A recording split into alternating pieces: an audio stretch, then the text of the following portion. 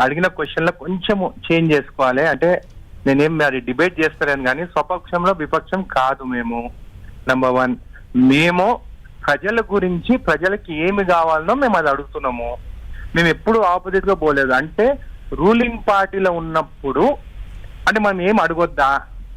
ఇప్పుడు మేము for example చూస్తే 10 ఏళ్ళు బీఆర్ఎస్ గవర్నమెంట్ రూలింగ్ పార్టీ వాళ్ళు ఉంటే తప్పులు ఎన్ని చేసుకుంటా పోయినా కానీ కూడా ఒక్క ఎమ్మెల్యే కూడా మాట్లాడలేదు. ఇప్పుడు ఏమైంది వాళ్ళ పరిస్థితి? ఇప్పుడు మేమేమంటున్నాము, ప్రజలకి మన గ్రామాలు మనం డెవలప్ చేసుకోవాలి. లేక లేక మహబూబ్నగర్ జిల్లా నుంచి రేవంత్ రెడ్డి గారు మాకు ముఖ్యమంత్రి అయినారు. మనకి ఆయన మళ్ళీ ముఖ్యమంత్రి కావాలంటే ఈ గ్రామాలలో ఇవన్నీ మనం చేయాలి. ఎందుకు మీరే ముఖ్యమంత్రి అవుతా అన్నట్టున్నారు ఇక్కడ ఈ మధ్య. నన్ను 2 సార్లు గెలిపియండి, ఇంకో 2 సార్లు నేను ముఖ్యమంత్రి అవుతా అన్నారు మీరే.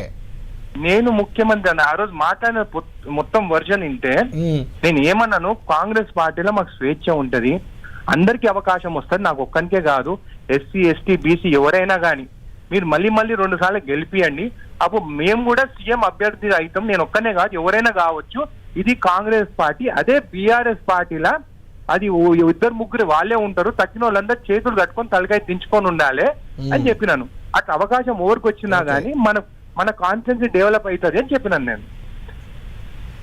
అంటే అనిరుద్ధ్ గారు నేను అదే అంటున్నాను, అంటే మీరు స్వపక్షంలో విపక్షం అని ఎందుకు అనాల్సి వచ్చిందంటే మీరు రేవంత్ రెడ్డి ఎక్కడో ఆ ల్యాండ్ ఇష్యూ లేదో రేవంత్ రెడ్డి ప్రమేయం ఉందంటారు, లేకుంటే ఇంకేదో మంత్రి ప్రమేయం ఉందంటారు. మీ ప్రభుత్వంపై మీరే బురద తల్లినట్టు లేదా? అది మీరు అడిగేది వంశీరామ్ మ్యానెట్ అండి. అవును, అదే బీఆర్ఎస్ గవర్నమెంట్ లోనే వాళ్ళు ఆర్డర్స్ ఇచ్చినారు, బీఆర్ఎస్ ప్రభుత్వమే వాళ్ళకి పర్మిషన్స్ ఇచ్చినారు కాబట్టి మేము కోర్టుకు పోవాల్సి వచ్చింది. ఎందుకంటే అక్కడ రిజిస్ట్రేషన్స్ అయినప్పుడు కోర్టు నుంచే మనం డైరెక్షన్స్ తీసుకోవాలి. దానికి మేము వేస్తాం కానీ మేము ఈ రోజు ఆ పిల్లు వేసాక అది గవర్నమెంట్ భూమి 100% మేము గెలుస్తాం. దాని వెనుక ఒక మంత్రి ఉన్నాడని మీరే కామెంట్ చేశారు కదా, దాని వెనుక మీ అధికార పార్టీ అంటే కాంగ్రెస్ మంత్రి ఉన్నాడని కూడా మీరు అన్నారు కదా ఆ మధ్య. నేను అక్కడ ఎక్కడ అనలేదు.